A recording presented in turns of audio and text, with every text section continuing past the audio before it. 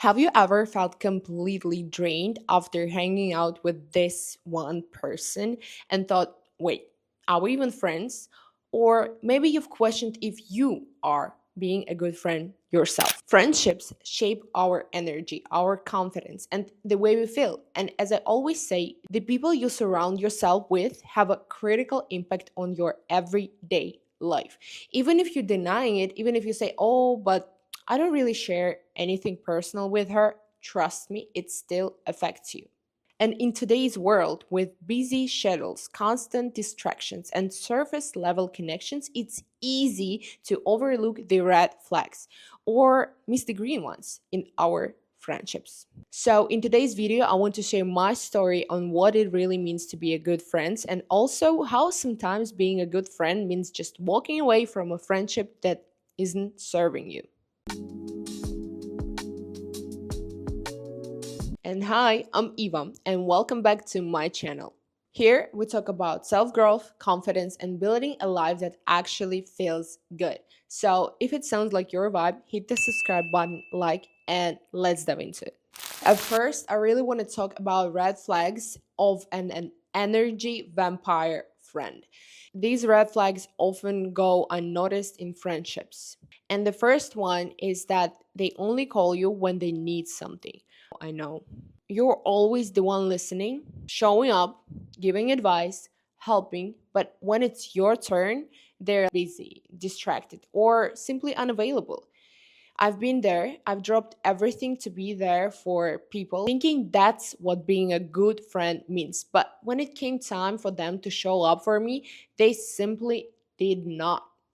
And also, the second red flag is that they never celebrate your wins.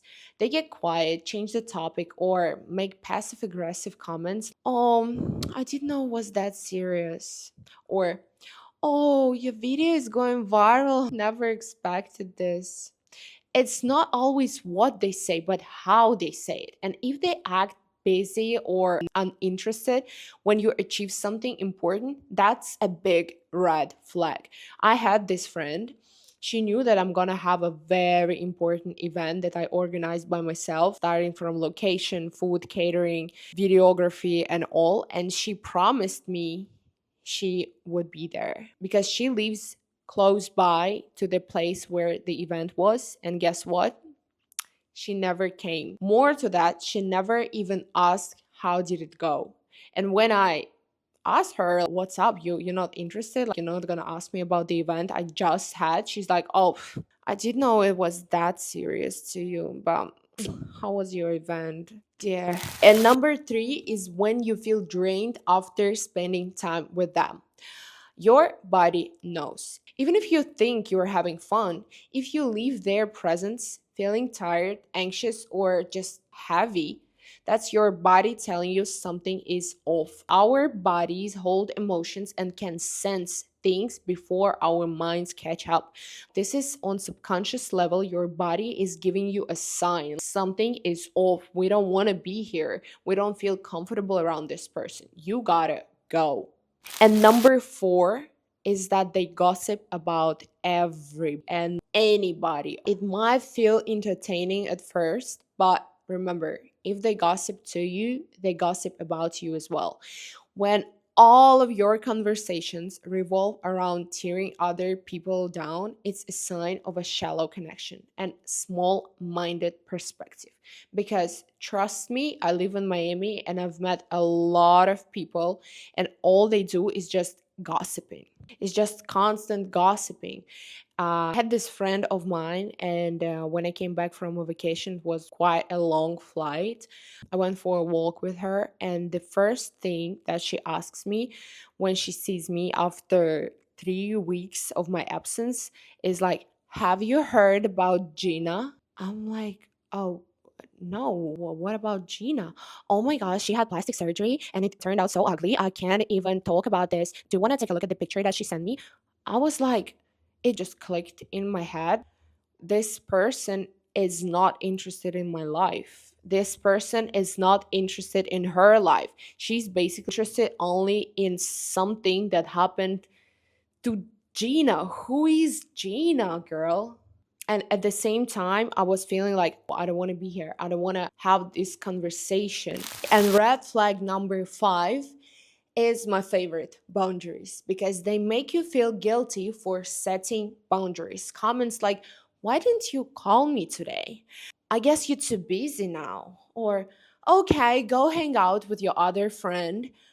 These are emotional manipulations. If someone constantly tries to make you feel bad of choosing yourself, that's not a healthy friendship. We know so many things about narcissistic men, about toxic relationship, about love bombing, but no one talks about toxic friendship. I think I've never had toxic relationships. And all of the relationships that I've ever had, I walked away from these people because I felt these red flags. And it wasn't months or years that them lasted. It was first red flag, first disrespect. I'm gonna give you another chance. Oh, no? Okay, bye bye. But with friends, it was totally different because I wasn't really educated on that. I wasn't really in a position to stop for a second when I see this red flag and think it over again and again and again. So this toxic friendship, it can last forever. And you can't even imagine. I feel like women can be way more manipulative than men. They also love judging your other friends. "Oh, you really talk to that girl? I think she's crazy. Oh, you really talk to that girl? Wasn't she dating Colin last year?" Anything to just depreciate the people around you and to express this jealousy. So, this is not healthy. This is manipulation. This is what you have to run away from as soon as you can, because there is no way you're going to change this person with your love and care. Just like in a romantic relationship, you got to choose yourself in friendships as well. So, what healthy friendships look like and what green flags you really should look in the friendships. First, they celebrate your wins and they are genuinely happy for you. They don't feel like they're in competition with you. They don't want to make you feel guilty for making more money than them.